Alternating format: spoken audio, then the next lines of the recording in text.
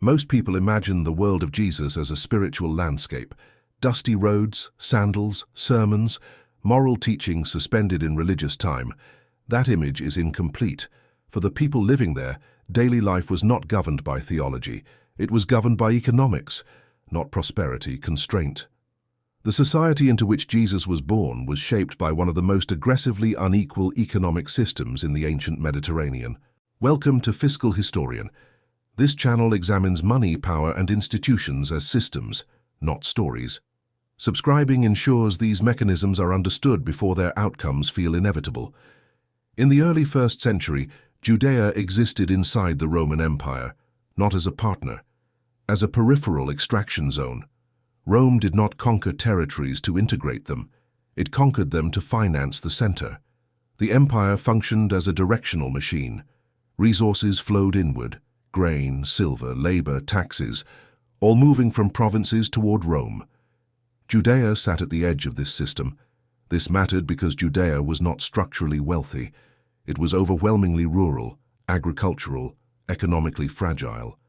Most families survived on small plots of land, not farms designed for profit, plots designed for survival. A failed harvest did not mean reduced income, it meant hunger. The Roman system was indifferent to that distinction. Administration in Judea followed a familiar imperial model. Local elites governed with Roman approval. Imperial officials supervised outcomes. Kings like Herod ruled by Roman permission. After his death, prefects like Pontius Pilate managed order and revenue. Their mandate was simple: stability, extraction. Living standards were irrelevant. Taxes formed the backbone of this structure. Modern audiences often misunderstand ancient taxation. Today, taxes are associated with income, profit, or growth. In Judea, taxes were owed regardless of outcome. Land taxes, produce taxes, head taxes, tolls on roads and markets, religious obligations layered on top of imperial demands. Payment was required simply because you existed. There was no appeals process, no institutional buffer. Tax collection was outsourced. Local contractors paid Rome in advance for the right to collect. Their profit depended on how much they could extract beyond that payment. Abuse was not a failure of the system. It was the incentive. If payment was impossible, borrowing followed. Debt saturated the economy. This was not modern debt. There were no restructuring mechanisms, no bankruptcy, no legal reset. Interest accumulated rapidly. Land functioned as collateral. One poor year could trap a family permanently. The pattern repeated across the region. A farmer planted crops. Weather shifted. Harvest failed. Taxes remained due. Loans filled the gap. Interest accumulated. Yields recovered partially, but debt remained. Eventually, land was seized. Former owners became tenants, or laborers, or disappeared from records entirely. This was not accidental. It was structural. Over time, land consolidated. Small holdings vanished. Large estates expanded. Wealth clustered around elites connected to Roman authority and temple administration. The majority moved closer to precarity with each cycle. The economy did not merely generate poverty, it reproduced it. There was no state safety net, no unemployment support, no public housing, no institutional relief. Family networks absorbed shock when possible. Community charity existed, but it was limited. When stress became systemic, those buffers collapsed. Debt carried social consequences. Land loss meant loss of identity, loss of security, loss of future. A family's position could vanish because of drought, taxation, or a single unpaid obligation. This is the environment into which Jesus was born, and it matters to say this clearly. People were not poor because of moral failure. They were poor because the system required surplus extraction. Rome demanded revenue. Local elites demanded rent. The temple demanded contribution. All of that pressure rested on those with the least margin for error. The result was instability. Judea was not calm. It was volatile. Rebellions erupted repeatedly. Banditry functioned as economic desperation. Groups formed promising relief, reversal, justice. Messianic movements did not emerge in comfort. They emerged under strain. This is often misunderstood. When people heard teachings about forgiveness, release, and justice, They did not hear metaphor. They heard survival. Forgiveness meant debt relief. Release meant escape from obligation. Justice meant reversal of a system that felt permanent. The Roman economy was efficient, not humane. It tolerated suffering as long as order remained intact. Revenue mattered more than lives. People worked harder and fell further behind.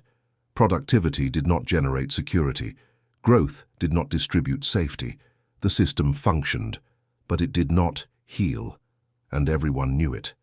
There was no illusion of fairness, no belief that effort guaranteed stability, only endurance, resentment, and the hope that something might interrupt the cycle. This is where ideas become dangerous, because in tightly constrained systems, even small conceptual shifts threaten legitimacy. By the time Jesus begins speaking publicly, economic pressure is already acute. The audience is primed. Fractures are visible. Desperation is rational. This is not background context. It is the engine. To understand why the system felt so inescapable, we need to examine the institution believed to offer protection. The temple. Most modern interpretations treat the temple in Jerusalem as a purely religious site. In economic terms, it was one of the most powerful financial institutions in the region. It shaped belief, and it moved money, a great deal of money. The temple was sacred, but it was also financial. Those roles were not separate. In the 1st century, the temple functioned simultaneously as a religious authority, a treasury, a tax mechanism, and a judicial center. Faith and finance were fused. Every adult Jewish male was required to pay a yearly temple tax. This obligation was not symbolic. It was enforced. The tax had to be paid in a specific silver coin, the Tyrian shekel. Its silver content was consistent. Local currencies were rejected. Roman coins were rejected. This requirement created a dependency. People arriving in Jerusalem had to exchange money. Money changers operated inside the temple complex. They charged fees. This was not abuse at the margins. It was the system functioning as designed. Pilgrims also needed animals for sacrifice: doves, lambs, cattle. These were sold at temple-approved prices. Even poverty did not exempt participation. The poor paid less, but they still paid. Religion did not replace Roman extraction. It compounded it. This is where the contradiction deepened. Temple leadership was not independent. High priests were appointed with Roman approval. Stability mattered more than moral authority. Cooperation mattered more than justice. The institution claiming to mediate between God and the people benefited from the same extraction logic that impoverished them. Holiness was preached. Debt expanded. Forgiveness was taught. But payment was required. Access to the sacred carried a price. Charity existed, but it was insufficient. It addressed symptoms, not structure. It could not reverse land loss. It could not cancel debt. By the early 1st century, resentment toward temple authorities was widespread. Not rejection of faith, recognition of hypocrisy. The institution meant to protect the vulnerable appeared aligned with power instead. This context matters, because Jesus did not speak outside the system. He spoke directly into it. When he spoke of forgiveness, people understood it economically. When he spoke of release, they heard relief from obligation. When he spoke of the poor, they saw themselves. And when he spoke of the kingdom of God, they heard an alternative order, not abstract spirituality, structural reversal. Words alone do not destabilize systems. Behavior does. Jesus did not confront Rome militarily. That path ended quickly. Instead, he challenged legitimacy. He reframed value. He questioned authority. He spoke in ways that weakened the moral logic supporting both Roman extraction and temple cooperation. This is why economic language dominates his teaching. Debt, wages, laborers, landowners, stewards, creditors. These were not decorative metaphors. They reflected lived reality. And then came the moment that crossed a boundary, the disruption in the temple.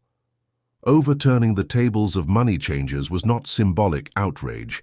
It was economic confrontation. He was not rejecting prayer. He was challenging monetized access to the sacred. Calling the system a den of robbers was not condemnation of commerce itself. It was condemnation of extraction replacing justice. This created risk. Rome tolerated profit. It tolerated teachers. It even tolerated criticism. What it did not tolerate was instability. Temple authorities understood this clearly. Passover brought massive crowds to Jerusalem. Crowds plus grievance equaled rebellion. From their perspective, Jesus was not merely preaching, he was disrupting flows. He threatened legitimacy. He endangered equilibrium. The conflict was not primarily theological, it was economic and political. The system could tolerate inequality. It could tolerate suffering. What it could not tolerate was a narrative that made suffering feel unnecessary. Because once debt stops feeling inevitable, extraction becomes harder to enforce. Judea had become a pressure system. Taxes, debt, land loss, religious obligation, political repression. Revolt was approaching regardless. Rome responded predictably. Within a generation, rebellion erupted. In 66 CE, open revolt began. By 70 CE, Jerusalem was under siege. The temple was destroyed stone by stone, its treasury looted, its leadership erased. Rome dismantled the infrastructure that enabled resistance. But this did not end extraction. It streamlined it. Taxation intensified, land consolidation accelerated, debt persisted in more bureaucratic form. Rome achieved control of territory, but control of meaning proved harder. Jesus had not led an army. He had not proposed a rival administration. His challenge operated at a different level. He undermined the moral logic that made extraction feel deserved, by separating debt from moral failure, by offering forgiveness outside institutional payment, by centering the poor rather than marginalizing them. He destabilized legitimacy. Empires survive suffering. They struggle when people stop believing suffering is necessary. After the temple fell, the critique did not vanish. Small communities formed around alternative assumptions, shared resources, mutual aid, debt relief within the group. These were not revolutions. They were parallel logics, ways of existing inside empire without fully accepting its moral economy. Rome crushed armed rebellion efficiently. This was different. It required no territory, no treasury, no central institution. It moved with people. It adapted under pressure. Over time, something changed. Rome did not eliminate this moral framework. It absorbed it. By the 4th century, authority could no longer rely on force alone. Moral legitimacy mattered, even to power. The economy of this period reveals a deeper pattern. Systems do not collapse because they are unjust.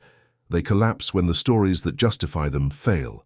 Rome optimized extraction, but it never fully repaired the moral fracture. Economic systems wrapped in moral language are durable. They survive hardship.